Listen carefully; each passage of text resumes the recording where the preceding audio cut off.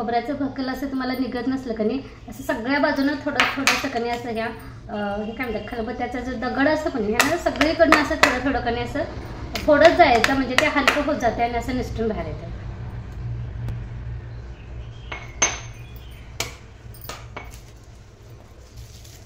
चला आज का नाही धुलीवंदन आहे, तर नॉनव्हेजची तयारी करूया. तर मी लसूण घेतलेलं आहे, खोबरं घेतलेलं आहे, कोथिंबीर घेतलेलं आहे आणि आलं घेतलेलं आहे. हे सगळं मला आता लसूण सोलून खोबरं वगैरे चिरून वगैरे घेणार.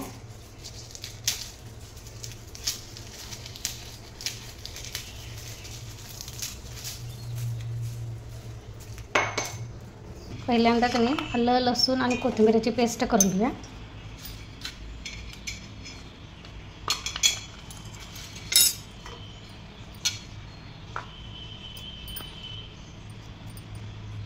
इकडं पेस्ट होईल तोपर्यंत सुकं खोबरं भाजून घ्या पहिल्यांदा, नंतर हे ओलं खोबरं पण आपण भाजून घ्यायचं. इथं मी मुंडीचं मटण आणलेलं आहे,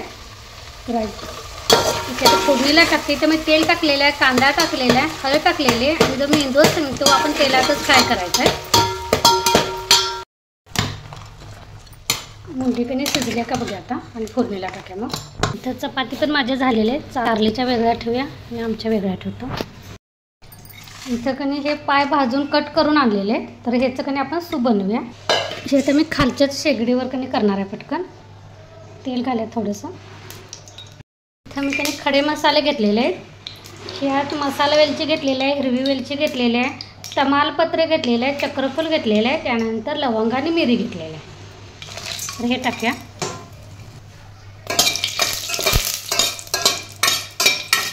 हे तेलात चांगलं भाजलं की आता कधी मी आलं लसूण आणि कोथिंबीर याची कधी पेस्ट बनवून घेतलेली आहे. त्यासोबतच हळद टाकल्या. परतायचं मस्त पैकी भाजलेले पाय टाकले.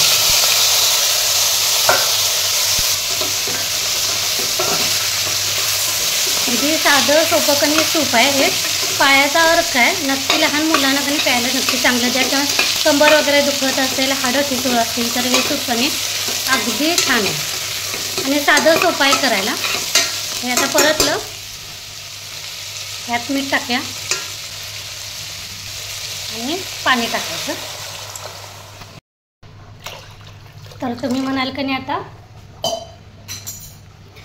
इतकं पाणी कशाला टाकले, तर हे कणी अगदी शिजवू द्यायचं. शिजवून असं आटायला पाहिजे, म्हणजे हे जे हाड आहे की नाही, पाय आहे की नाही, ह्याच्यातला अर्क कणी या पाण्यामध्ये उतरला गेला पाहिजे. असं आटवायचं पाणी, अगदी उकळून शिजवून कणी आटवायचं आणि त्यानंतर सूप प्यायला घ्यायचं.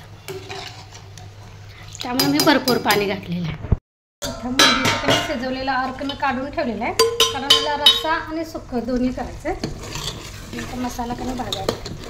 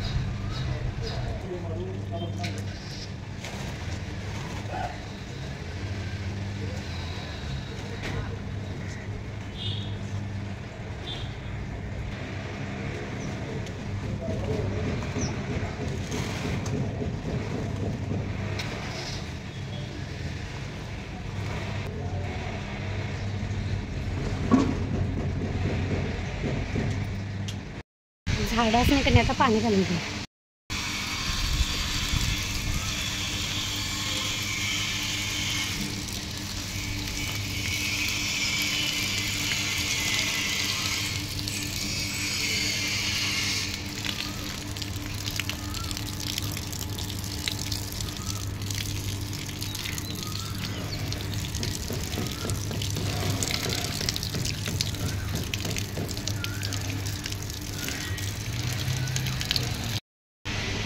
सगळ्या झाडांना कमी पाणी घालून झालेलं आहे. इकडं बोळातून पण कमी इकडे झाडं लावलेली आहेत पलीकडं, त्यांना पण घातलेले आहे. हे सदाफुली, त्यानंतर हे मोगऱ्याला किती छान अशा कळ्या भरपूर लागलेल्या आहेत बघा, मस्त. हे टोमॅटो लागून झाल्यानंतर कारण ते वाळलेलं म्हणून मी ते कट केलेलं, त्याला परत फुटले बघा. त्यानंतर इथं अनंता गुलाब वाळलेला उन्हानं, आणि तिकडे ते कसलं आहे काय माहिती, त्याचं कणी बी असं कांद्याचं खाली कांदा असतं ना तसं मूळ होतं त्याचं.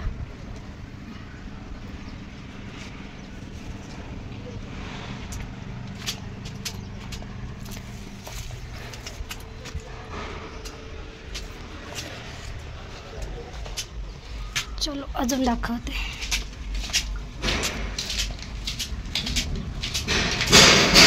स्लीपर कसं वाजते पाणी गेलं.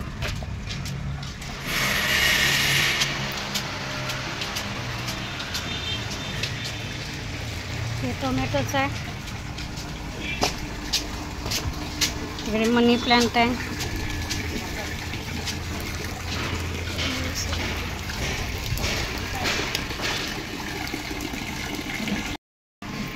चला आता घरात मोर्चा वळूया आपल्या.